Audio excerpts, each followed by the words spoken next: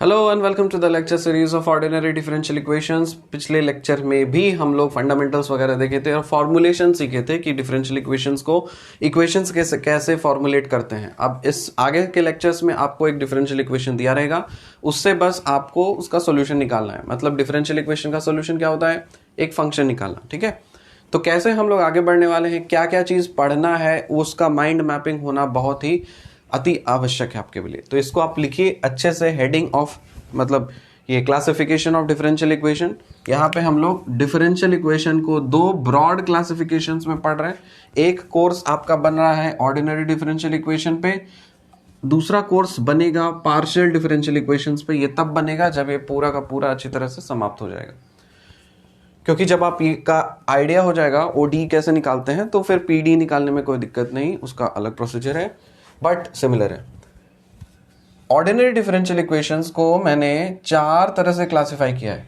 पहला first order first degree, दूसरा first order higher degree, higher order first degree और higher order higher degree.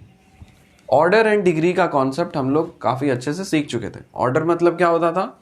Order मतलब होता था मैक्सिमम नंबर ऑफ टाइम्स एक डिपेंडेंट वेरिएबल डिफरेंशिएट किया गया हो, कितनी मैक्सिमम बार एक डिपेंडेंट वेरिएबल डिफरेंशिएट किया गया हो, उसको कहते थे ऑर्डर। तो यहाँ पे फर्स्ट ऑर्डर कहने का ये मतलब है कि सपोज मान लीजिए कोई फंक्शन है y is equal to f of x. First order एक ही ऑर्डर होना चाहिए, तो इसका मतलब एक बार इसको आप डेरिवेटिव लेंगे और एफ डैश एक्स, मैंने इस तरह से लिख दिया, कुछ ऐसा कुछ इक्वेशन आएगा। मतलब आपके ऐसे वाले इक्वेशन में, इस वाले कैटेगरी वाले इक्वेशन में सिर्फ आपको y डैश ही दिखेंगे, सिर्फ एक बार ही डेरिवेटिव दिखेगा dy बाई डी एक्स ही, और नहीं दिखेगा। और साथ ही साथ आपका डिग्री भी सेम होना चाहिए, मतलब फर्स्ट होना चाहिए। फर्स्ट डिग्री कहने का मतलब जितनी बार आपने मैक्सिमम डेरिवेटिव लिया है उसका पावर कितना है। तो यहाँ पे बोला है आपका फर्स्ट डिग्री, मतलब एक बार आप डेरिवेटिव लोगे और उसका पावर जो है हमेशा 1 होना चाहिए। तो सिंपल प्रॉब्लम्स रहते हैं इधर, dy by D x simple रहते हैं बट कॉम्प्लिकेट कर दिए जाते हैं। अगर हम लोग अच्छी तरह से नहीं पढ़ेंगे तो, फंडामेंटल से नहीं पढ़ेंगे तो कॉम्प्लिकेट बन जाएंगे, वो भी सिंपल। ठीक है, तो प्रॉब्लम हो जाएगा। तो इसीलिए फर्स्ट ऑर्डर फर्स्ट डिग्री में आपका सिर्फ इस तरह का कुछ दिखेगा, dy बाई डी एक्स वाले टर्म दिखेंगे और dy बाई डी एक्स का पावर भी आपको 1 ही रहने वाला है। दूसरे वाले कैटेगरी में फर्स्ट ऑर्डर हायर डिग्री, मतलब ऑर्डर फर्स्ट ऑर्डर तो सेम रहने वाला है, dy by D X term ही दिखेगा, लेकिन हो सकता है कि यहाँ पे dy बाई डी एक्स को पावर में कुछ दे दे 1 से ज़्यादा। यहाँ पे हायर बोला है तो 2 डिग्री हो सकता है, 3 डिग्री हो सकता है, 4 डिग्री हो सकता है, तो मैंने मान लिया सपोज 3। ठीक है, तो dy by D x power 3, या फिर इसका रिप्रेजेंटेशन करने का तरीका या y क्यूब का पावर 3 या y क्यूब का स्क्वायर, इस वाले टर्म, ये सब वाले टर्म्स आपके आ जाएंगे first order higher degree differential equations में। थर्ड कैटेगरी है हमारा हायर ऑर्डर फर्स्ट डिग्री, मतलब ऑर्डर यहाँ पे हाई हो जाएगा, एक से अधिक बार उसको डेरिवेटिव लेना पड़ेगा। या हो सकता है कि आपने 2 बार लिया हो या 3 बार लिया हो, ठीक है, 2 बार लिया हो, 3 बार लिया हो, लेकिन यहाँ पे डिग्री फर्स्ट होने वाली है। मतलब यहाँ पे जो आपने डेरिवेटिव लिया है इसका जो पावर करोगे ये पावर 1 होना चाहिए, इसके पावर में और कुछ नहीं होना चाहिए, नहीं कुछ मतलब 1 होना चाहिए। लास्ट कैटेगरी है हमारा हायर ऑर्डर हायर डिग्री। यहाँ पे ऑर्डर भी हाई कर दो, डिग्री भी हाई कर दो। कहने का मतलब जैसे यहाँ पे है ऑर्डर है ना 2, इसका मैंने पावर 4 ले लिया, अब देखो ये काफ़ी खतरनाक सा बन गया है। तो खुशखबरी ये है कि आपको ये वाला चीज़ नहीं पढ़ना है, आपको सीमित रहना है इधर ही। ये सब हायर वाले स्टडीज़ में पढ़ते हैं, हम लोग को इतना तक ही सीमित रहना है। First order first degree, first order higher degree, higher order first degree. By chance मतलब मैं बता रहा हूँ कि ये कंप्लीट होने के बाद अगर किसी को लगा कि नहीं सर थोड़ा सा ट्रेंड चेंज हो गया है, आने का चांसेस है, या टेस्ट सीरीज में आपको इस वाले चीज़ के आपके क्वेश्चंस आ रहे हैं, तब लास्ट में कोर्स कंप्लीट, ये तो प्लेलिस्ट का है ना, तो प्लेलिस्ट में तो ऐड होता ही रहेगा, कुछ भी अगर अपडेट हुआ तो बाय चांस अगर कुछ वैसा लगा तो हम लोग इसका वीडियोस भी डाल देंगे अगर आपका डिमांड होगा तो। ठीक है, लेकिन फिलहाल अभी हम लोग इतना तक ही रेस्ट्रिक्ट करेंगे, ये 3 सेक्शंस तक ही रेस्ट्रिक्ट करेंगे। अब इस 3 सेक्शंस में देखते हैं क्या क्या चीज है। पहला आपका फर्स्ट ऑर्डर फर्स्ट डिग्री में पहला कैटेगरी है equations solvable by separation of variables. मतलब बहुत ही आसान, कुछ नहीं करना है इसमें, से एक जैसे वेरिएबल्स को एक जगह करना है और बस इंटीग्रेट कर देना है, सिंपल है। लास्ट वाले क्लास में मैंने भी एक छोटा सा एग्जांपल लेके आपको बताया था, तो उसको बोलते हैं सेपरेशन ऑफ वेरिएबल्स, जहां पे वेरिएबल्स आप सेपरेट कर सकते हो इजिली। y वाले को y के साथ डाल दो, x वाले को x के साथ डाल दो और फिर सबको इंटीग्रेट कर दो, तो ये बन जाएगा आपका इसमें। दूसरा exact and non exact equation सीखेंगे हम लोग, linear equations, Bernoulli's equation, homogeneous differential equation, और कोई भी इक्वेशंस जो होमोजीनियस नहीं हो लेकिन होमोजीनियस में रिड्यूस किए जा सकते हो, वो सब इसमें आ जाएंगे। ठीक है, तो मैंने एक टेंटेटिवली लिस्ट बना दिया 1 से लेकर के 6 तक। तो इस वाले कैटेगरी में आपको इतने टाइप्स ऑफ डिफरेंशियल इक्वेशंस के प्रॉब्लम सॉल्व करने हैं। By default, by chance, uncertainty के बेसिस पे कभी दिख गया कुछ इस कैटेगरी के कुछ और मॉडिफाइड प्रॉब्लम्स, एडवांस्ड प्रॉब्लम्स, तो यहां पे आप अपडेट हो जाएंगे। ठीक है, अपडेट हो जाएंगे, लेकिन हम लोग पहले क्या करेंगे, ये सब को अच्छे तरह से कंप्लीट करेंगे। ठीक है, तो इसीलिए ये कंप्लीट होने के बाद अगर ये 3 सेक्शंस में से कुछ भी और एक्स्ट्रा आपका बच जाता है तो वो चला जाएगा आपके मिसलेनियस में, लेकिन लेक्चर प्लेलिस्ट में पड़ जाएगा। ठीक है, तो हम लोग लेकिन बाय डिफॉल्ट इसको लेकर के चलेंगे कि इस वाले कैटेगरी में 6 सेक्शंस कवर करेंगे। ठीक, दूसरे वाले में है सेक्शन में first order higher degree, Clairaut's equation, equation solvable for P. अब पी का अपना सिग्निफिकेंस है, बताएंगे। Equation solvable for Y, equation solvable for X. Next category है हायर ऑर्डर फर्स्ट डिग्री, इसमें D operator method of solution, variation of parameters, Cauchy Euler's equation, simultaneous linear differential equation, equation dny by dxn equals to f of x, equation dny by dxn equals to f of y, equation which do not contain y directly, equation which do not contain x directly, equation whose one solution is known, normal form या removal of first derivative, method of changing independent variables. तो ये अलग अलग classifications करके दिया हुआ है आपका, तो हम लोग इस सारी चीज़ों को काफ़ी अच्छी तरह से पढ़ने वाले हैं। ठीक है, आप पूछोगे सर इसमें इंपॉर्टेंट क्या है, हम नहीं बताते कोई इंपॉर्टेंट, सब इंपॉर्टेंट है, सब पढ़ो। हम इसलिए नहीं बताते, देखो अनसर्टिनिटी हर चीज़ में रहती है। अगर हम बता देंगे कि हाँ ये इंपॉर्टेंट है, ये इंपॉर्टेंट है, तो तुम्हारे लक भी है ना, मेहनत ही नहीं होता, लक भी मैटर करता है। तुम पढ़ करके गए हो ये, अच्छा मैंने बता दिया ये इंपॉर्टेंट है, क्लेरार्ट्स इंपॉर्टेंट है, ये पढ़ लो, क्वेश्चन फंस गया तुम्हारा, ये क्या करोगे, झाल बजाओगे क्या? सारा मेहनत हुआ ना बेकार, क्यों पढ़े फिर? जब तुम ये इंपॉर्टेंट चुन चुन करके पढ़ के गए थे और क्वेश्चन आ गया ये, क्या मतलब ये, काहे के लिए पढ़े तुम? फिर कोई मतलब ही नहीं हुआ फिर। इसलिए वैसा कुछ नहीं है जो अगर बोलते हैं ना क्या इंपॉर्टेंट, अरे सब इंपॉर्टेंट है, सब पढ़ो, सिलेबस में है मतलब पढ़ो। ठीक है, कोई इंपॉर्टेंट, सब इंपॉर्टेंट है सब इंपॉर्टेंट है। तुम्हारे घर के फैमिली मेंबर में तुम बोलोगे सर कौन इंपॉर्टेंट है, किसको हम देंगे ध्यान, पापा को ज्यादा ध्यान दें, मम्मी को ज्यादा ध्यान दें, भाई को कम ध्यान देते हैं, बहन को कम ध्यान देते हैं, ऐसा करते हो क्या कि सारे फैमिली मेंबर्स को इक्वली इंपॉर्टेंस देते हो? सबका इंपॉर्टेंस है कि नहीं? कोई फैमिली मेंबर तुम्हारे से कोई मिसिंग हो जाए तकलीफ होगी कि नहीं? तो इसीलिए सब फैमिली मेंबर्स हैं, सबको इक्वली इंपॉर्टेंस दो, सब बच्चे तुम्हारे सारे फैमिली मेंबर्स हैं, कोई ज़्यादा इंपॉर्टेंट कोई कम इंपॉर्टेंट नहीं, सबका अपना सिग्निफिकेंस है। एग्जाम में तुम पढ़ के गए हो कुछ, आ गया कुछ और, तो फिर क्या करोगे? सारा मेहनत हो गया बेकार ना। वैसा इसलिए इसी सब्जेक्ट में नहीं, किसी सब्जेक्ट में मत करना इस तरह से, ये इंपॉर्टेंट है वो इंपॉर्टेंट है। हमको सीरियसली बहुत अच्छा नहीं लगता ये सब, बिल्कुल भी अच्छा नहीं लगता। सर इंपॉर्टेंट पॉइंट्स बता दीजिए, इंपॉर्टेंट क्वेश्चंस बता दीजिए, ये कर दीजिए वो कर दीजिए, अरे बात। First order first degree, first order higher degree, first order higher order first degree और हायर ऑर्डर हायर डिग्री, ये तो रहा सिर्फ डिफरेंशियल इक्वेशंस को सॉल्व करने का। अलग क्रीमी पार्ट है आपका एप्लीकेशंस ऑफ डिफरेंशियल इक्वेशंस। इसको मैंने 4 सेक्शंस में क्लासिफाई किया है।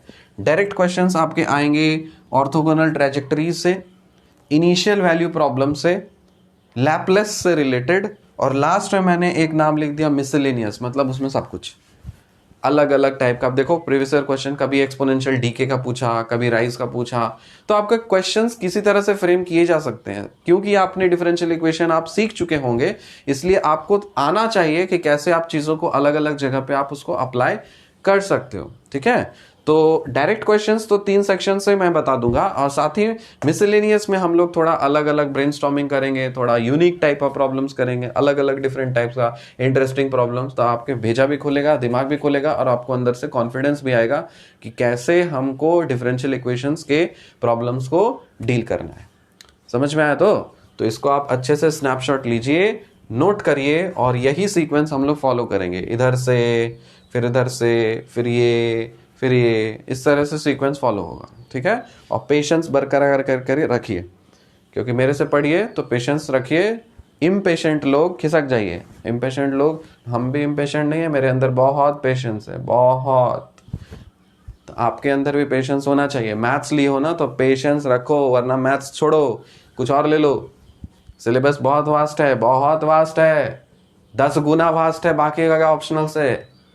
अगर इसमें पेशेंस नहीं आ रहा ना तो बोलो कि नहीं नहीं नहीं, नहीं बहुत ज़्यादा सिलेबस है, नहीं होगा मेरे से, छोड़ दो छोड़ दो छोड़ दो। अरे तो छोड़ो, खिसको, निकलो ना, कौन बोला है तुमको रोकने के लिए? नोट करिए इसको।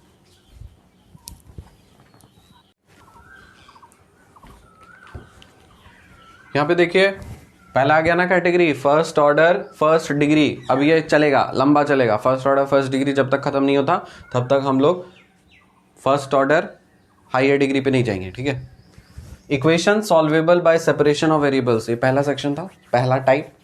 इसमें क्या करते हैं, वेरिएबल्स को सेपरेट करते हैं। फॉर्मेट कुछ इस तरह का दिखेगा आपको, ये जो हम लिख रहे हैं ना फॉर्मेट, छापो इसको। वैसे छापना तो सभी है, लेकिन इसको ब्रेन में स्कैन करके रख लो। कोई भी क्वेश्चन रहेगा तो देखो फॉर्मेट क्या है। सबसे पहला रूल डिफरेंशियल इक्वेशन सॉल्व करने का, कि कौन सा इक्वेशन दिया है, उस इक्वेशन डिफरेंशियल इक्वेशन का फॉर्मेट क्या है।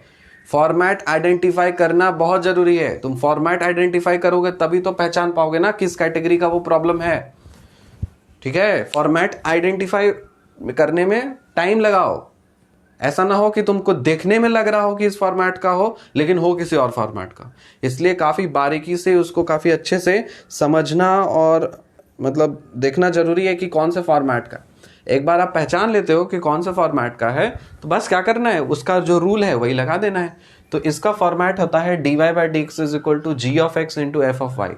मतलब पहले देखो ये देखो dy/dx क्या है, कितना ऑर्डर है, एक ही ऑर्डर है ना, एक बार डेरिवेटिव लिए हो तो एक ही ऑर्डर है। डिग्री कितना है इसका, dy/dx का पावर कितना है, 1 है। तो इसलिए हम ये तो फर्स्ट ऑर्डर फर्स्ट डिग्री का प्रॉब्लम है, पहला बात। दूसरा, क्योंकि ये फर्स्ट ऑर्डर फर्स्ट डिग्री का प्रॉब्लम है तो उसके अंदर टोटल 6 क्लासिफिकेशंस थे। तब आइडेंटिफाई करो कि अच्छा वो 6 क्लासिफिकेशंस में से कौन सा क्लासिफिकेशन है। ये तो पहला वाला क्लासिफिकेशन दिख रहा हमको कि यहाँ पे dy/dx है इक्वल्स टू सम फंक्शन है और कोई दूसरा फंक्शन है, दो फंक्शन का प्रोडक्ट, दो अलग अलग फंक्शंस का सेपरेटेड अलग अलग फंक्शंस का प्रोडक्ट है। यहां पे सिर्फ x का फंक्शन होगा, ये मल्टीप्लाइड विद सम y का फंक्शन होगा। तो जब भी इस तरह का फॉर्मेट दिख जाए समझ जाना equation solvable by separation of variables वाला रूल लगाना है।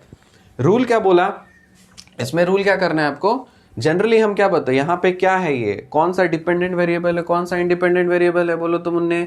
यहाँ पे y है मेरा डिपेंडेंट वेरिएबल, x है मेरा इंडिपेंडेंट वेरिएबल।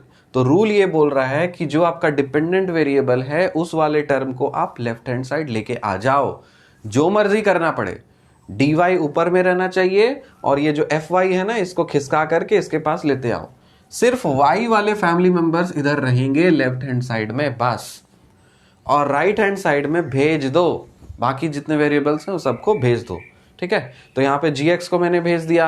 अब क्या करना है, दोनों साइड करना है इंटीग्रेशन, दोनों साइड करना है इंटीग्रेशन, और इंटीग्रेशन करके y का वैल्यू मतलब y को x का एक्सप्रेशन निकाल लेना है। हम क्या बताए, डिफरेंशियल इक्वेशन सॉल्व करोगे तो वैल्यू नहीं आएगा, इक्वेशन आएगा। तो y के लिए सॉल्व कर लीजिए, y को सब्जेक्ट, इसको सॉल्व करके जो कुछ भी आएगा उसको y को सब्जेक्ट ऑफ फॉर्मूला बना लो, y के टर्म्स में इक्वेशन लिख डालो।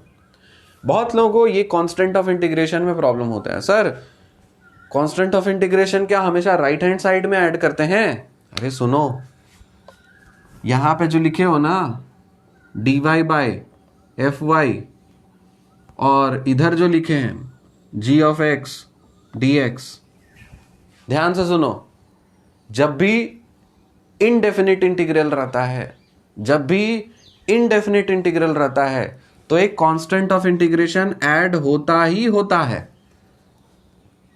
यह इनडेफिनिट इंटीग्रल है, इंटीग्रेशन कर रहे हो उसका, तो यहां पे कांस्टेंट आएगा ही आएगा। यहां पे भी इसका इंटीग्रेशन कर रहे हो, कोई लिमिट्स नहीं है, तो इसका मतलब यहां पे भी आपका इंटीग्रेशन कांस्टेंट आएगा ही आएगा।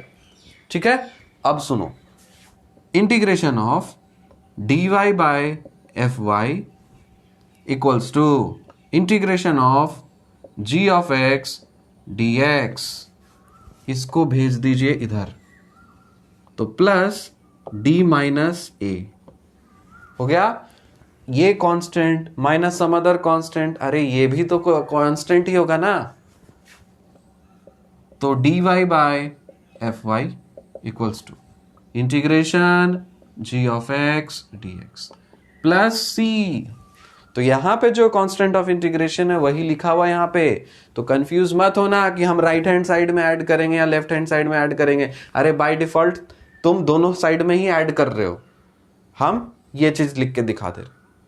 समझ में आ रही है बात? तो प्रॉब्लम जब सॉल्व करेंगे तो हम लोग राइट हैंड साइड में एक कांस्टेंट ट्रीट कर लेंगे। इसका मतलब ही है कि आप इधर भी कांस्टेंट ऐड किया था, आपने इधर भी कांस्टेंट ऐड किया था, दोनों का आपका जो है इसको आप इधर शिफ्ट किया, तो ये भी इसी को, सी का मतलब और कुछ नहीं यही है।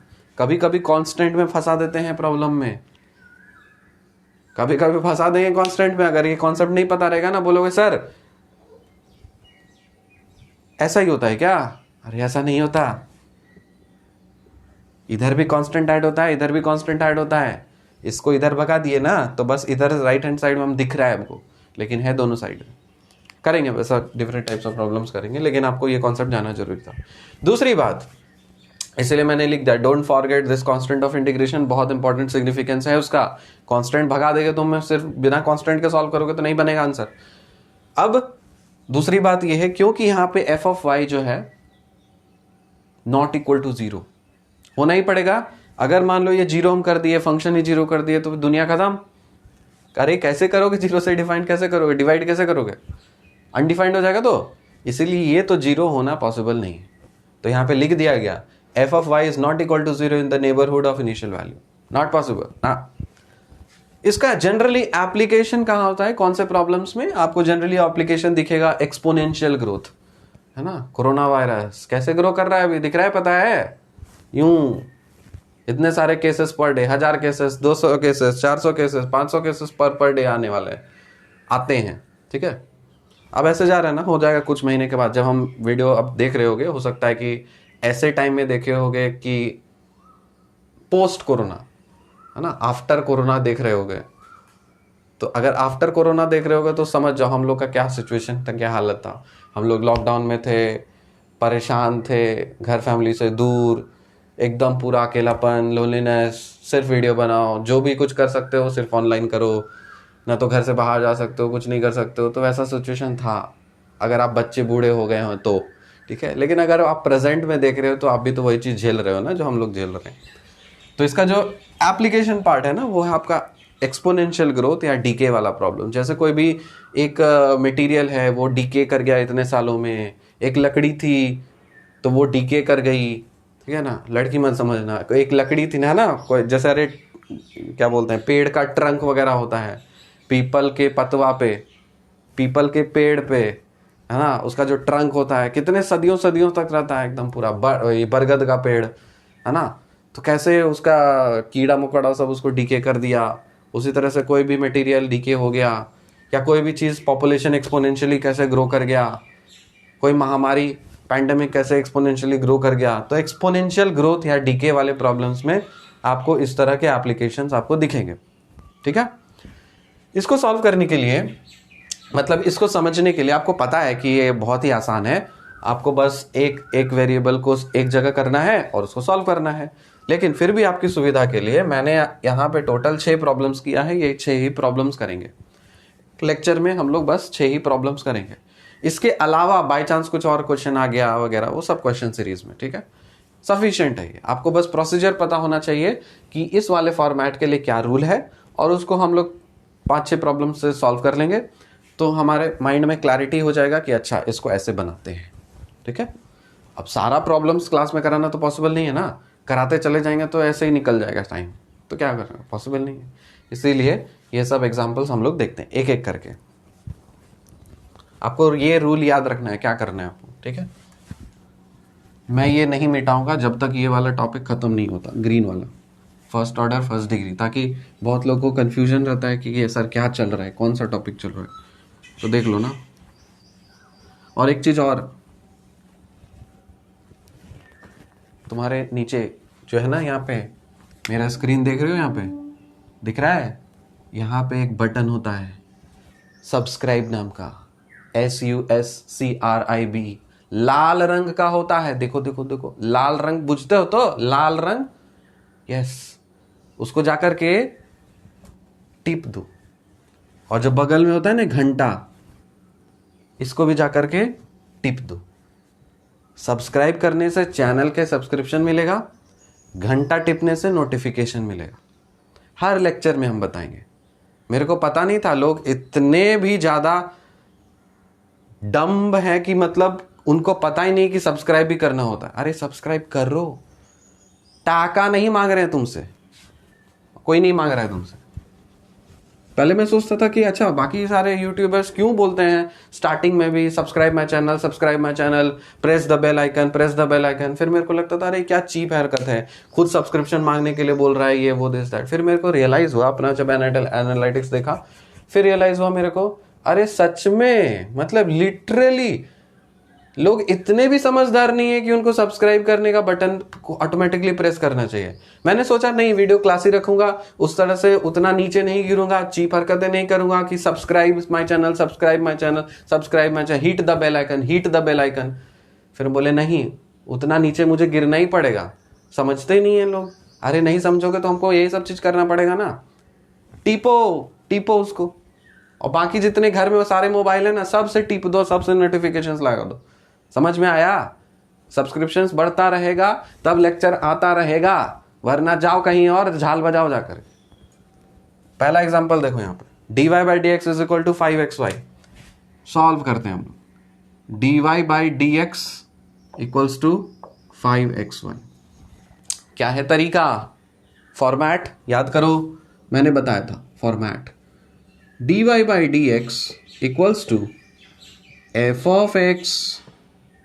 f of y बताया था ना, ठीक है, f of y into g of x। ये फॉर्मेट था।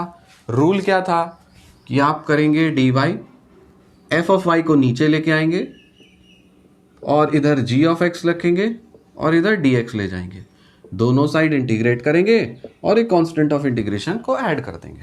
इसका मतलब ही यही है कि आपने इधर भी ऐड किया, इधर भी ऐड किया, तो दोनों को एक साथ इधर लिख दिया, परफेक्ट। और यहाँ पे आपका जो fy है ये 0 नहीं होना चाहिए, ये कंडीशन था, ठीक है। तो इस यहाँ पे भी मेरे को यही चीज दिखा। आप देखो आइडेंटिफाई हम कर पा रहे हैं कि ये वाला अच्छा इस तरह का कुछ है। यहाँ पे देखो हम सेपरेट कर दे रहे हैं, dy by dx left hand side है ना, तो रहने दो। यहाँ पे y वाला है तो हम y को अलग लिख लेते हैं।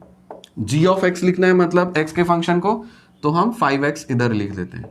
आप 5 इधर भी रख सकते हो, कोई दिक्कत नहीं, लेकिन हमको इधर रखना है तो ठीक है। हमको जितना भी y को जितना अकेला रहेगा वो उतना इंडिपेंडेंट रहेगा, सॉल्व करने के लिए सुविधा रहेगा। तो इसलिए कोई भी कचरा होता है ना, दे दिए तो जा उसके साथ रहो। हो चुका है ये रूल। देखिए dy बाय क्या करना है हमको, y को नीचे लेते आओ, इज इक्वल टू 5x रखो, dx करो, इंटीग्रेट करो और इधर कांस्टेंट ऐड कर दो। करो integrate, d dx d dy of 1 by y क्या होता है, ln y होता है प्लस इक्वल्स टू करिए, यहां पे कांस्टेंट को बाहर रखिए, इंटीग्रेशन ऑफ x, बोलो बोलो, इंटीग्रेशन ऑफ, ये तो लिख दिया ना, इंटीग्रेशन 1 by x क्या होता है, ln x होता है, मतलब यहाँ पे ln y हो जाएगा, कांस्टेंट बाहर आ जाएगा और इंटीग्रेशन ऑफ x मतलब x² by 2 आ जाएगा, ठीक है। और यहाँ पे क्या आ जाएगा, या आप लिख सकते हो उसको कांस्टेंट सी, सपोज मान लिया कांस्टेंट सी है, ठीक है। ये होने के बाद आपको y के लिए सॉल्व करना है, ठीक। तो यहां पे आप क्या करोगे, ln y is equal to, ये हो गया मेरा 5/2x² और कोई constant of integration c। ln y का मतलब क्या होता है, ये और कुछ नहीं log y to the base e है, is equal to 5/2x² plus c। अब y को लिखना है तो क्या करेंगे, e के माथे में ये सब कुछ आ आएगा, तो आप लिखेंगे e to the power of 5/2x² plus c। ये बन गया है हमारा सॉल्यूशन। विश्वास ना हो तो फिर क्या करना चाहिए, इसको डिफरेंशिएट करके लेके आना चाहिए कि अच्छा ये करने से मेरा ये आ रहा है कि नहीं आ रहा, ठीक है। फिर से वेरीफाई कर लेते हैं। मैंने क्या किया, dy/dx लिखा 5xy, dy/dx लिखा 5y को इधर लिखा, 5x को इधर लिखा, y को नीचे लेके आया, 5x है इधर, dx है प्लस c कर दिया, इसको इंटीग्रेट किया, 1/y का इंटीग्रेशन ln y होता है, 5 रखो बाहर में, x का इंटीग्रेशन x²/2 होता है और एक कांस्टेंट ऐड कर दिया। अब ln y is equal to 5/2x² plus c है, ln y का मतलब log y to the base e होता है, y को आप लिख सकते हो e to the power of माथे में ये सब कुछ। अगर हमको वेरीफाई करना है कि ये मेरा सही सॉल्यूशन है या नहीं, तो इसको हम फिर से डिफरेंशिएट करेंगे और देखेंगे कि ये मेरा चीज आ रहा है कि नहीं। अब देखो, या इसका अगर फिर से वही वाला चीज फॉर्मुलेशन बताओ, सिखा चुके हैं ना फॉर्मुलेशन, क्या बताए थे कि एक इक्वेशन है, उसको गौर से देखो, उस इक्वेशन में देखो कितने आर्बिट्ररी कांस्टेंट है। सर एक आर्बिट्ररी यार ये फिक्स्ड कांस्टेंट है, ई ऑयलर नंबर है ना, तो इसको कांस्टेंट ट्रीट मत कर देना। फिर आर्बिट्ररी इसलिए हम बोले थे आर्बिट्ररी, घसो उसको। यहाँ पे एक है तो इसका मतलब इसको हम बस एक बार डेरिवेटिव लेंगे और ये आर्बिट्ररी कांस्टेंट को भगा देंगे। तो देखो अब जादू, इसको हम रख रहे हैं ताकि हमको पता चले कि फाइनली मेरा यही मिल रहा है।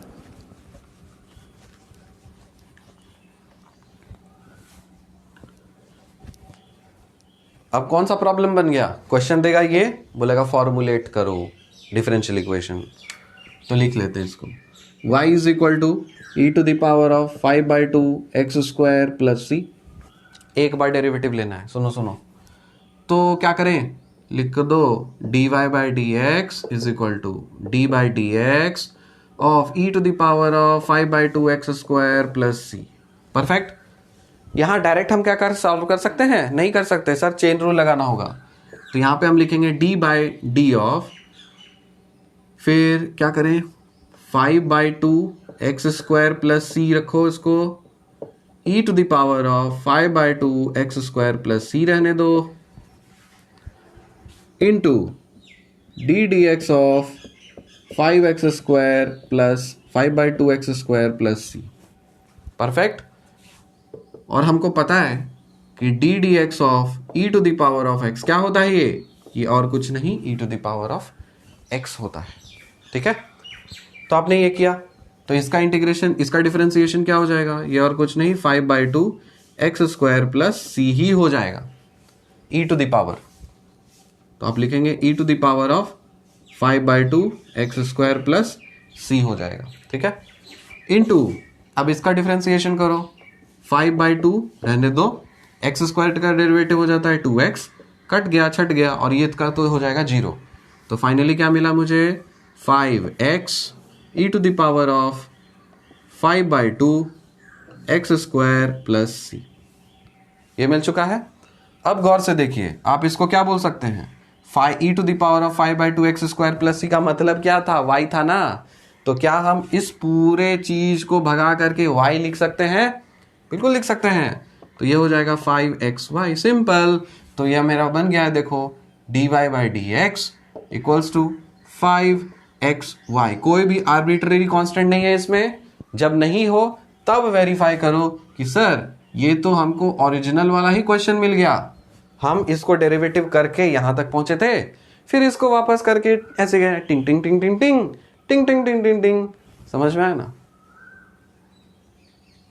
पहले क्या सॉल्व किया हम, पहले डिफरेंशियल इक्वेशन का सॉल्यूशन सॉल्व किया, फिर क्या सॉल्व किया हम, फॉर्मुलेशन कर दिया।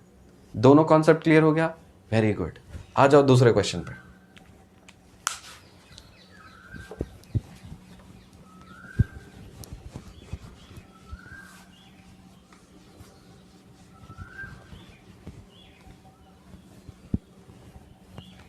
दूसरा क्वेश्चन बोला ये हो गया है। सेकेंड क्वेश्चन देखिए, dy by D x is equal to k y. यह आपको बोला कि कोई कांस्टेंट है, कोई कांस्टेंट है, ठीक है, रहने दो ना, तो बार बार लिखने का जरूरत है क्या फॉर्मेट? आपको तो याद है ना क्या करना है। जो y है उसको लेफ्ट हैंड साइड रखना है, बाकी सबको राइट हैंड साइड करना है। तो हम इसको कर देते हैं dy, y को इधर लेते आओ, k रहने दो इधर और dx इधर फेंक दो। इसको इंटीग्रेट करो, इसको इंटीग्रेट करो और यहाँ पे कांस्टेंट c लगा दो। इसका इंटीग्रेशन क्या हो जाएगा? ln y। तो ये हो जाएगा आपका ln y plus sorry equal to, ये हो जाएगा k को बाहर लो, dx का इंटीग्रेशन x होता है, ठीक है, और यहाँ पे आप c लिख दो, ठीक है। इसका ये मतलब है कि y इज इक्वल टू ये और कुछ नहीं e to the power of के एक्स प्लस c है। देखो c भी चला गया ना माथे पे, ठीक, बन गया, ये सॉल्यूशन है इसका, डन, एक ही स्टेप में आ गया आंसर। सर सही है क्या? फॉर्मुलेट कर लो ना, हम हर चीज फॉर्मुलेट करके बताएंगे तो तुम्हारा फॉर्मुलेशन का भी प्रैक्टिस हो जाएगा। फॉर्मुलेट करने के लिए क्या करना है? जितने आर्बिट्ररी कांस्टेंट उतना बार डेरिवेटिव। कितने आर्बिट्ररी कांस्टेंट? एक, तो एक बार डेरिवेटिव ले लो उसका। dy by D x is equal to d by D x of e to the power of के एक्स प्लस सी, लिख सकते हैं। तो यहां से आप लिखोगे dy by D x is equal to d by d e to the d e to the power of के एक्स प्लस सी, के x plus C into D D x of के x plus C. D Y by D X equals to E to the power of के x plus C multiplied with, इसका derivative लोगे तो क्या होगा? सिर्फ constant के रहेगा। परफेक्ट। क्या आपको दिख रहा है कि e to the power of के एक्स प्लस सी का मतलब और कुछ नहीं y होता है, तो इसके जगह पे हम y पुट कर देंगे, हो गया काम। dy by D x is equal to k y. क्या ये वही चीज है जो यहाँ पे आपको क्वेश्चन में दिया था? हाँ, तो आपने इसको सॉल्व किया फिर वापस फॉर्मुलेट कर लिया, दोनों काम हो गया। थर्ड क्वेश्चन आओ। अभी जितना आसान लग रहा है ना, ऐसे ही फंडामेंटल्स क्लियर करते पड़े ना तो ये कोर्स कब खत्म हो जाएगा, और जो अभी नहीं बनता था तो प्रॉब्लम सब आसान लग जाएगा। क्यों इतना स्ट्रेस देते हैं? बेवकूफ़ हैं क्या हम? वैसे हो भी सकते हैं, लेकिन इस केस में पढ़ाई में तो नहीं बोल सकते हो, बाकी और चीज़ में बोल सकते हो। बाकी और सब चीज़ है ना कि कैसे क्या करना है नहीं करना है, उसमें हम बेवकूफ़ हैं। पढ़ाई में बेवकूफ़ नहीं बोला जा सकता, बिल्कुल नहीं, उतना है हमको कॉन्फिडेंस, पढ़ाई में बेवकूफ़ नहीं बोल सकते। तो इसलिए हम ज़्यादा स्ट्रेस देते हैं ताकि आपका फंडामेंटल्स इतना ज़्यादा मजबूत हो ना, अरे कोई नहीं हरा पाएगा आपको, कोई नहीं हरा पाएगा। हमको टाइम क्यों लग गया? Private, NIT, IIT, direct IIT में क्यों नहीं घुसे? आपकी तरह हम भीड़ में ऐसे थे, भीड़ में थे ऐसे हम, सब यही कर रहा है हम करो। अरे भ्रम है ये, थोड़ा सा मोटिवेट कर देते हैं। सुन लो, रियल फैक्ट है, कटु सत्य है, कड़वा सत्य है। एक्सेप्ट कर लोगे तो जिंदगी बदल जाएगी, और नहीं करोगे तो जैसे चल रही है वैसे चलते चली जाएगी। जो आप देखते हो ना, अपने आस पास चारों तरफ देखो, नजर दौड़ा करके देखो क्या चल रहा है। एक अंधा रेस चल रहा है, एक अंधा रेस चल रहा है। देख लो चारों तरफ, सब कहीं कहीं भी भाग रहे हैं, कुछ भी कर रहे हैं, कुछ भी कर रहे हैं। अरे ये कर रहा है, वो कर रहा है। 30 दिन में प्रीलिम्स कैसे निकालें, एक हफ्ते में ऑल इंडिया रैंक 1 कैसे बने, फर्स्ट अटेम्प्ट में ये एग्जाम कैसे क्लियर करें। फर्जी है सब, सब फर्जी है। पॉसिबल है सब इंसान के लिए हर चीज एप्लीकेबल होना? पॉसिबल बिल्कुल भी नहीं है, बिल्कुल पॉसिबल नहीं है, बिल्कुल पॉसिबल ही नहीं है। बराबर है सब। जो मेरे लिए वर्क किया, ये जरूरी है क्या वो वही चीज तुम्हारे लिए वर्क करेगा? अरे नहीं, तुमको अपना खुद से डेवलप करो। इसीलिए हम बोलते हैं बाहर मत जाओ, भीतर जाओ, भीतर अंदर जाओ, अपने आप से पूछो, खुद को जानो, खुद को पहचानो, अपना स्ट्रेंथ, अपना वीकनेस खुद को जानो, भीड़ से निकलो। जब तक तुम भीड़ से नहीं निकलोगे तुम वो चीज कर ही नहीं पाओगे, फिर भीड़ में फंस के रह जाओगे। और जिधर भीड़ जा रहा है, वैसे जैसे कभी चढ़े हो ना लोकल ट्रेन पे, क्या रहते हो, गेट पे खड़ा रहते हो और भीड़ आती है, आपको धक्का देती है, घुस जाते हो, और फिर निकलना रहता है, धक्का देती है, निकल जाते हो। वही हो रहा है आपके साथ में, होता आया है, हम सबके साथ में होता आया है। हम तो बता रहे हैं ना कहाँ से हम कहाँ से उठ करके आए हैं, हम हर तरह से हर चीज का एक्सपीरियंस हमको, ठीक है, कहाँ पे क्या चीज फंसते हैं नहीं फंसते हैं लोग। और हम अभी मैं रियलाइज करता हूँ अपना पिछला 5, 7, 10 साल पीछे टर्न होकर के देखता हूँ, फिर मेरे को रियलाइज होता क्या बेवकूफ़ी मैं कर रहा था अपने लाइफ के साथ। सीरियसली मेरे को 10 साल लग गए ये सब चीज़ को समझने में कि चल क्या रहा है, ये सब भ्रम है, ये सब एकदम भ्रम है। और एक कड़वा सत्य ये है कि सब कोई पैसे के लिए ही काम कर रहे हैं, और आप इससे डिनाई नहीं कर सकते। जो कोई बोलता है ना कि मैं समाज सेवा कर रहा हूं, अरे भाग, पॉसिबल ही नहीं है। समाज सेवा तभी पॉसिबल है जब तुम उतने काबिल हो, खुद को काबिल बनोगे तब समाज सेवा कर पाओगे।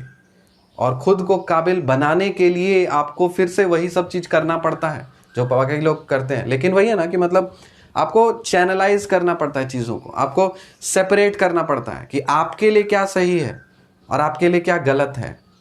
ये नहीं कि जो सब कर रहे हैं वही करेंगे। अरे आप अपना रास्ता भी तो बनाइए ना साहब, अपना रास्ता बनाइए।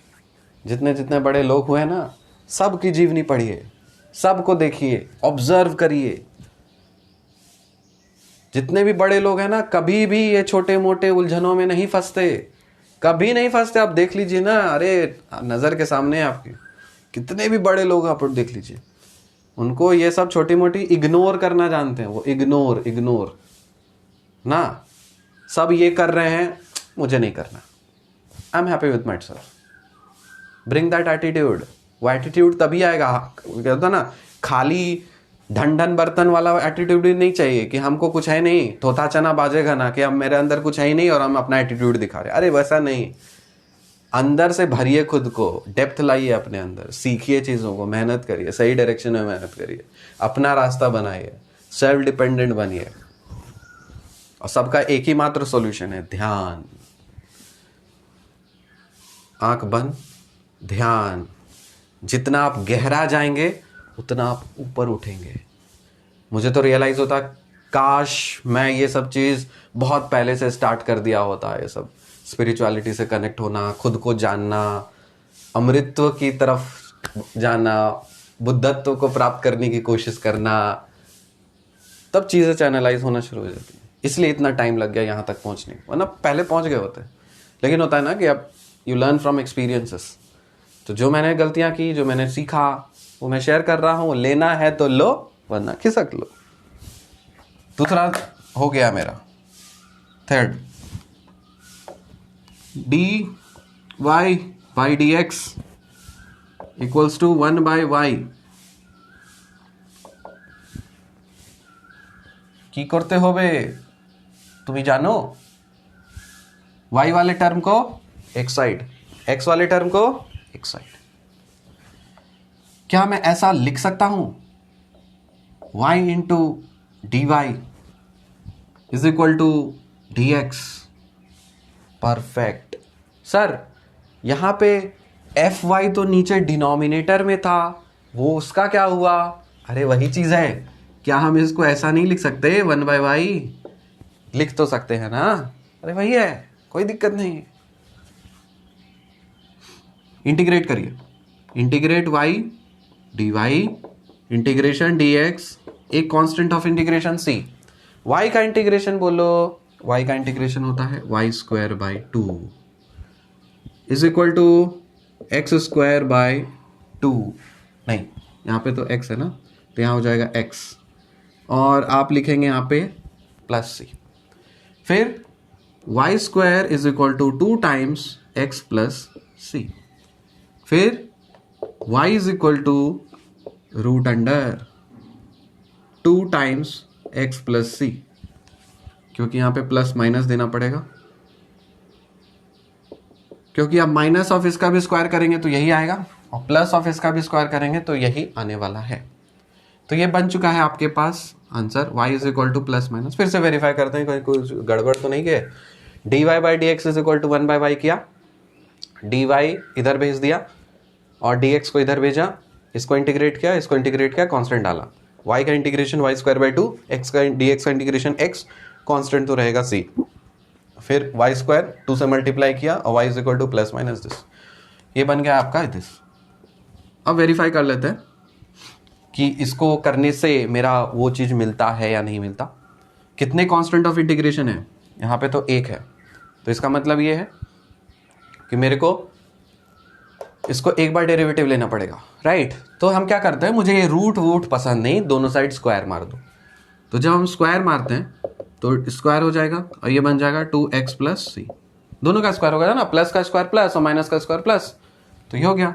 अब दोनों साइड आप कर दीजिए डिफरेंशिएट, तो इसको हम तो लिख सकते हैं 2y इंटू 2y dy हो जाएगा, या दोनों साइड अगर आप x के रेस्पेक्ट में करना चाहते हो कर दीजिए, लेकिन आप वैसे भी कर सकते थे, d D x of y square लिखेंगे और यहाँ पे आप लिखेंगे d D x of 2x plus 2c लिख दे रहे हैं अंदर में मल्टीप्लाई करके। ये क्या बन जाएगा, ये बन जाएगा आपका 2y into d Y by D x, कोई दिक्कत है क्या, इज इक्वल टू, और ये बन जाएगा आपका 2, ये बनना चाहिए ना, x का तो 1 हो जाएगा, 2 कांस्टेंट आ जाएगा तो 0, ठीक है परफेक्ट। तो काट दीजिए ना यहाँ से, 2 कटा, क्या मिला, y into d Y by D x is equal to 1, तो y को उधर भेज दीजिए, d Y by D x is equal to 1/y। क्या ये वही चीज़ है जो यहाँ पे था, अरे हाँ आएगा ही, सही सॉल्व किए हैं, रूल लगाएंगे ना तो बनेगा सवाल, कोई दिक्कत नहीं।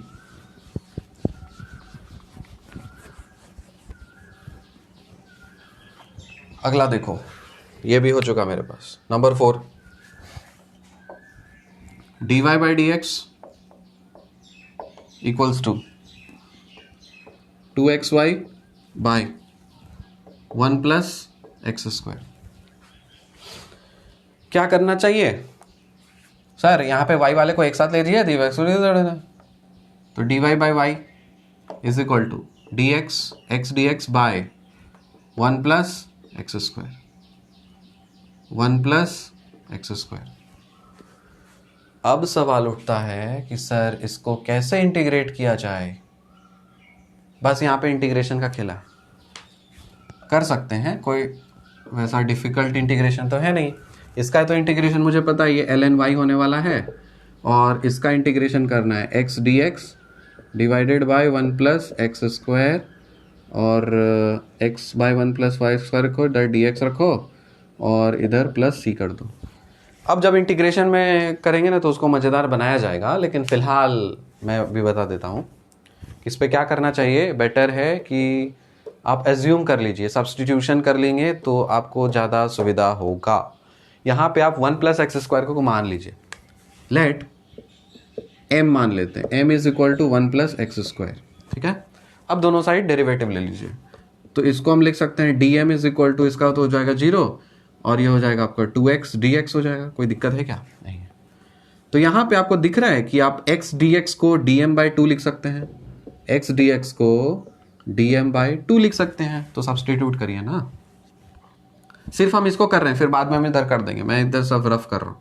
तो इंटीग्रेशन x dx के बदले तो आपका dm आ जाएगा, नीचे में 2 आएगा और 1 प्लस एक्स स्क्वायर के जगह पे आपका m आ जाएगा। परफेक्ट, आसान हो गया।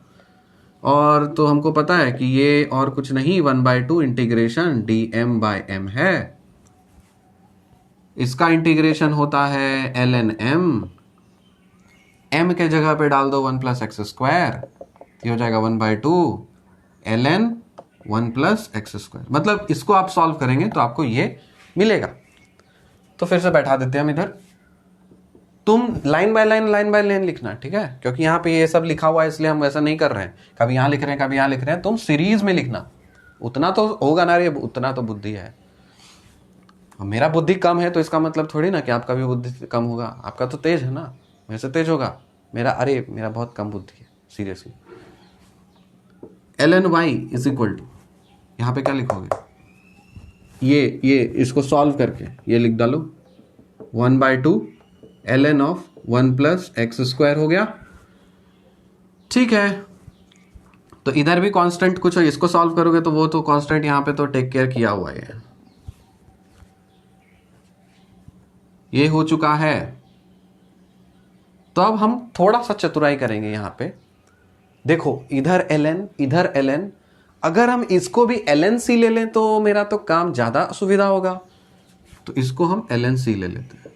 कोई और कांस्टेंट, अरे कांस्टेंट का कांस्टेंट ln y, अब ये माथे पे जा सकता है ना, तो ln 1 plus x square power half plus ln c। ठीक है, log a plus log b क्या होता है, log a भी होता है, तो आप लिखेंगे ln y is equal to ln of, multiply कर देंगे ना, ये c को इससे मल्टीप्लाई कर देंगे तो c 1 plus x square power 1/2।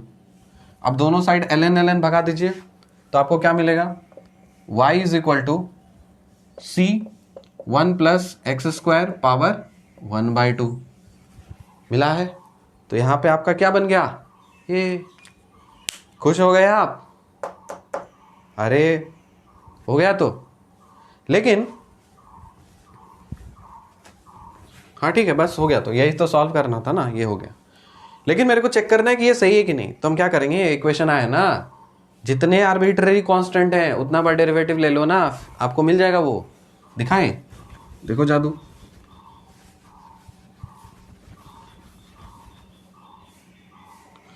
तो आपके पास इक्वेशन है y इज इक्वल टू सी है 1 प्लस एक्स स्क्वायर और माथे में है 1/2। मैंने रूट जानबूझ के नहीं लिखा ताकि वो थोड़ा प्रॉब्लम क्रिएट करता है, मैं ऐसे ही लिखना सही है। एक आर्बिट्ररी कांस्टेंट एक बार डेरिवेटिव ले लो, dy by D x constant है तो बाहर आ जाएगा, अब उसका डेरिवेटिव लेना है, बताओ बताओ। तो यहां पे आप लिखेंगे d D x 1 plus x square 1 plus x square power 1/2 into D D x of 1 plus x square. कोई दिक्कत?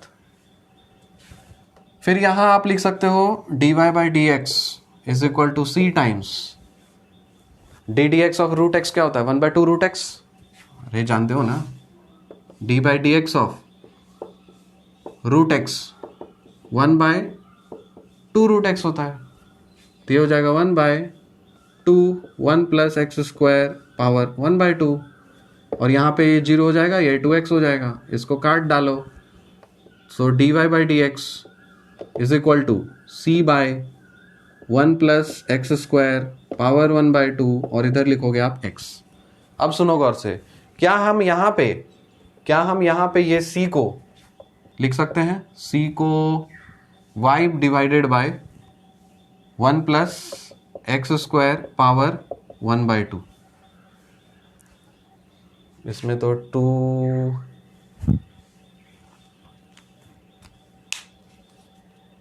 Something I am missing, c को इसमें, अच्छा c को मुझे पता है कि y by 1 plus x square power 1/2 आता है, तो c को मुझे यहां डालना है, डाल के देखते हैं ना। तो dy बाई डी एक्स होगा is equal to c by, इसको आप अलग रखो, 1 प्लस एक्स स्क्वायर पावर 1/2 रहने दो, c के जगह पे हम ये डाल देते हैं y divided by 1 plus x square power 1/2 into x,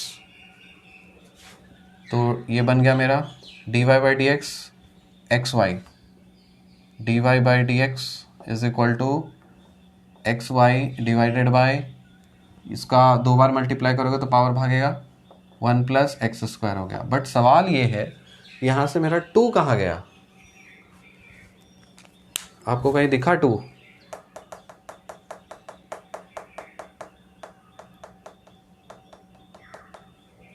dy by D x is equal to 2xy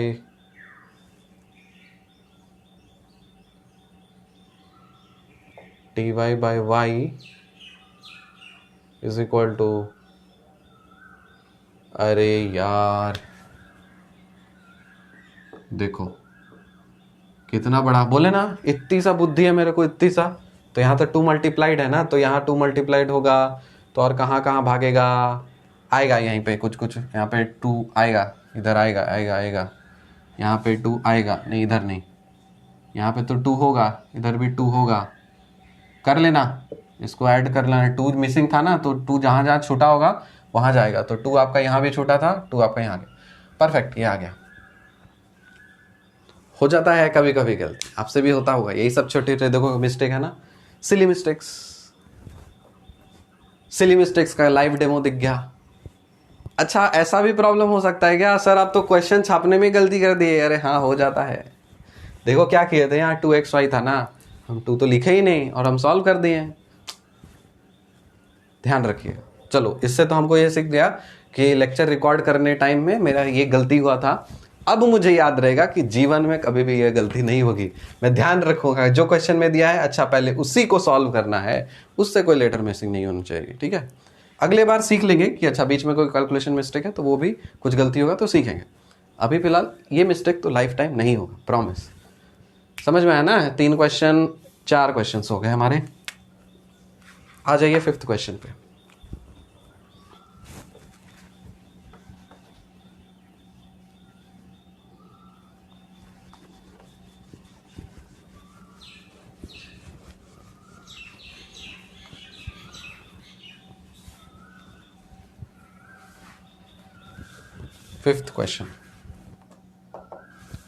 fifth question है dn/dt is equal to rn। अब क्या किया जाए, वेरिएबल्स एक वाले तो को एक तरफ लेके जाओ, तो इसको लिखोगे dn/n is equal to r/dt। r तो कांस्टेंट है, इंटीग्रेट कर दीजिए, कांस्टेंट ऐड कर दीजिए, इसका इंटीग्रेशन हो जाएगा ln n is equal to r constant रहने दो, फिर dt का इंटीग्रेशन t हो जाएगा और इसको c रहने दो। तो इसका मतलब ये है कि आप क्या लिख सकते हैं, log n to the base e is equal to rt plus c, n is equal to e to the power of rt plus c। ये बन गया है आपका सॉल्यूशन, इक्वेशन। वेरीफाई कर लेते हैं कि इसको सॉल्व करने से हमको ये मिलेगा कि नहीं। यहाँ पे देखो कितने आर्बिट्ररी कांस्टेंट्स, आर्बिट्ररी कांस्टेंट्स कितने हैं। यहाँ पे तो हमको दिख रहा है कि r तो चाहिए, तो r को तो हम छेड़ नहीं सकते, r को तो भगाना नहीं है हमको। यहाँ पे हमको एक आर्बिट्ररी कांस्टेंट दिखा, तो हम इसको एक बार डेरिवेटिव लेते हैं t के रेस्पेक्ट में। तो dn/dt is equal to d/d of rt plus c e to the power of rt plus c into d/dt of rt plus c. So dn/dt is equal to e to the power of rt plus c into ये हो जाएगा r। अब e to the power of rt plus c का मतलब होता है n। So dn/dt is equal to n into r। यही चीज तो था क्वेश्चन में, बन गया। वेरहोल्स्ट इक्वेशन, ये काफी खतरनाक सा इक्वेशन है। And the good news is मैं इसे सॉल्व नहीं करने वाला, ये आपके लिए है, आपके लिए है। dn/dt थोड़ा सा होता है ना, कुछ ज्यादा चीज अगर आसान कर दो तो लोग कोढ़ी बन जाते हैं, इसलिए कुछ डिफिकल्ट चीज तो रहना ही चाहिए। 1 - n/k, ठीक है। ये है आपका डिफरेंशियल इक्वेशन, परफेक्ट। आपको सॉल्व करना है ऑब्वियसली n के लिए सॉल्व करना है। यहाँ पे आप सॉल्व करोगे n के लिए, n के लिए सॉल्व करना है आपको, मतलब इसको करोगे dn/n 1 - n/k is equal to r/dt। इधर इंटीग्रेट करो, इधर इंटीग्रेट करो, प्लस c कर दो। अब सवाल उठता है इसको आप कैसे इंटीग्रेट करोगे। ये रहा आपका टास्क, ये रहा आपका टास्क, HW टास्क। या कमेंट टास्क। मुझे दिखा कि बहुत सारे लोग कमेंट में आंसर दे रहे हैं भर भर भर भर भर के, ठीक है, तो मुझे रियलाइज़ हो जाएगा कि अभी जो मैंने 1 घंटा आपको बक बक बक बक करके पढ़ाया सफल हो गया। अगर कमेंट्स में मैं देखा अरे कोई भी नहीं है, इग्नोर मार दे रहे हैं सब, तो भूल जाइए, नहीं अपलोड करूंगा मैं लेक्चर, नहीं करूंगा अपलोड लेक्चर। टीचर और स्टूडेंट का रिलेशन ऐसा होना चाहिए, ऐसा ऐसा ऐसा बॉन्डिंग। मेरे लिए ना गुरु, ऐसा नहीं बोल रहा हूं कि अब तुम मुझे भगवान बना दो, अरे नहीं, वैसा नहीं है। आपका दोस्त हूं, आपका ही एज का हूं मैं, ठीक है, be like a friends, but हाँ भाई लिमिट में, ठीक है। अब माथा पे चढ़ करके अब ऐसा कुछ करने लगोगे तो सॉरी, उतना भी डेकोरम मेंटेन करना जरूरी होता है। मेरे लिए लाइफ का प्रायोरिटीज बता देता हूँ। मतलब सबसे पहले पेरेंट्स, उसके बाद आते हैं टीचर्स। सबसे पहले पेरेंट्स, उसके बाद आते हैं टीचर्स, उसके बाद आती है फैमिली, उसके बाद आता है फ्रेंड्स, उसके बाद फिर आता है तुम्हारा जो होता है आपका लव रिलेशनशिप वगैरह सब। ये प्रायोरिटीज मैं कभी ब्रेक नहीं करता, किसी के लिए ब्रेक नहीं करता। जो पेरेंट्स का इंपॉर्टेंस है वो है, जो टीचर का इंपॉर्टेंस है वो है, जो फैमिली का इंपॉर्टेंस है, जो फ्रेंड्स का इंपॉर्टेंस है, उसके बाद गर्लफ्रेंड और फिर वाइफ वगैरह वो सारी चीज़ होंगी। ये है मेरी प्रायोरिटीज। अब जिसको जो अच्छा लगे अच्छी बात है, नहीं अच्छा लगे तो भी अच्छी बात है। My life my choice. अब मैंने आपको 5 क्वेश्चंस कराए। 6 क्वेश्चंस में बस आपको एक दिया। यहाँ पे मैं एक हिंट दे देता हूँ कि इसको सॉल्व करने के लिए आपको हो सकता है पार्शियल फ्रैक्शन का यूज पड़े। मैंने पढ़ाया पार्शियल फ्रैक्शन, ठीक है। अगर गूगल में टाइप करोगे तो ये क्वेश्चन मिल जाएगा, अरे देख के सॉल्व कर लेना, बट ट्राई करना खुद से सॉल्व करने का। समझ में आई बात? मजा आया? आसान लग रही है? आसान लग रही है तो बताओ, कमेंट बॉक्स में बताओ, बताना जरूरी है। फैलाओ आगे की तरह, सब्सक्रिप्शंस बढ़वाओ। नहीं बढ़वाओगे तो कैसे मोटिवेशन मिलेगा? अरे तुमको मोटिवेशन चाहिए काम करने के लिए तो हमको भी तो चाहिए ना। मेरा मोटिवेशन तो यही है ना कि धड़ा लो, सब्सक्रिप्शन बढ़ रहा है, लोग कनेक्टेड हो रहे हैं, जो पर्पस है मेरा वो फुलफिल हो रहा है। तो इस तरह से स्मूथ चलते रहती है process. No input no output नहीं मिलेगा, धीरे धीरे बंद हो जाएगा, ठीक है। इसलिए आप चैनलाइज करें चीज़ों को, अच्छे से करें। आप मेरा सपोर्ट करेंगे, मैं आपको सपोर्ट कर रहा हूँ। आपके लिए तो लेक्चर बना रहा हूँ ना। आपके लिए डिफ़िकल्ट जो चीज़ें थी वो आसान कर दे रहा हूँ, तो बदले में क्या चाहिए? सब्सक्रिप्शन का बटन टिपून, व्हाट्सएपे ग्रुप दिए আছে, ডেসক্রিপশনে বক্স দেখুন, ক্লিক করুন, টেলিগ্রাম চ্যানেল আছে ক্লিক করুন, জয়েন হয়ে যাউন। समझ लाए? समझ में आया? ठीक है, मिलते हैं आपसे अगले लेक्चर में, तब तक के लिए बाय।